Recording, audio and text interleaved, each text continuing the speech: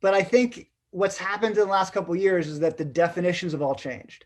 Like there's now like what is a conservative comedian? Like Nick DiPaolo would be someone who I would say is a conservative comedian, right? Yeah, for Dennis sure. Miller's a conservative comedian now, right? The number of conservative comedians is small. The number of anti-liberal comedians is huge. This is, I would say, like it's. I mean, Joe Really? Rogan is the most successful podcaster in America right now, Yeah. and he calls himself a liberal, but which is fine. But what I call him is he's clearly, if you listen to him, much more animated by criticizing liberals than Yeah. defending conservatives or defending liberals. That's what he comes from. And to some extent, if you look at like the career of Dave Chappelle, he's become somebody who is much more animated by criticizing the excesses of the left than by any other kind of political. I mean, that was his last special. Was all about that.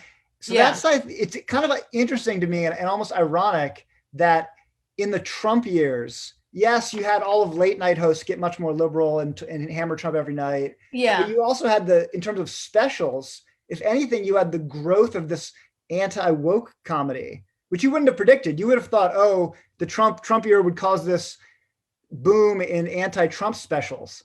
There wasn't a boom in anti-Trump specials. There was the biggest specials were Chappelle, Sticks and Stones, and most popular. Right. You know, the biggest podcaster was Joe Rogan. So I would say I wouldn't call them conservative, No. but obviously Dave Chappelle is a brilliant comic, and if the reason it's complicated is we had a president, right, Donald Trump, who didn't really have a coherent conservative philosophy, right? Right. He was who knows if he believed anything he said, right? He came to office on mocking people, but also mocking Democrats, right? So, and talking about cancel culture, right? So if Yes. the Republican Party is not so much about free markets and free trade, but really about mocking cancel culture, and if you read the Wall Street Journal, which I do, they have an editorial on cancel culture every day. Then it's like, okay, in that case, then Chappelle and Rogan are conservatives. I mean, defined by 2021. That's very interesting because I don't think they would define themselves. They I mean, definitely would not. They definitely would no, not. But there's a terror in defining yourself as a conservative, as a comedian, especially.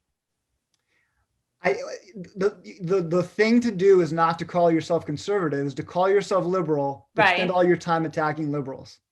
And again, I'm not criticizing it. I'm just saying, as an observer, that's what's happened. Andrew Schultz is a classic example. He's a very entrepreneurial guy, right? Yes, he is. Yes, phenomenally so. Tremendous respect for how he has gotten basically turned down by Netflix and these other sites, and then built this thing online based on anti-woke, edgy comedy. Yes, I've been I would following. argue he's pandering to this particular commercial at lane, but whatever.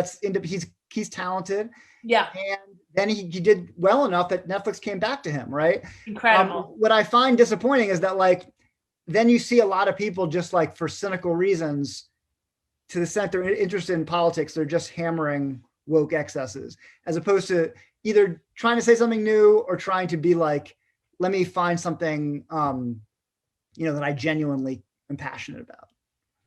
Wow. So you're making me think, maybe I should start taking on issues that no other comedians are talking about. Like who has a funny routine on the environment and climate change? Anyone? That's a good question, actually. Nothing jumps to mind, but there must be, right? Or There or must what be.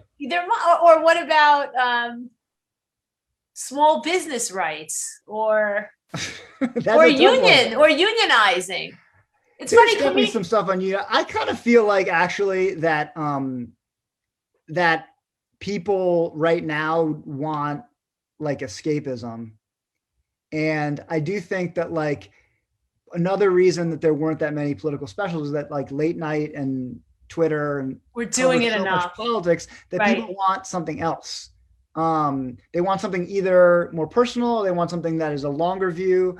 And it will be interesting to see what happens in the next year. I mean, like, obviously, there's going to be a lot of people talking. The pandemic is not only is it very sad and caused all this, death and just, closings and stuff. But it's also kind of changed ordinary life.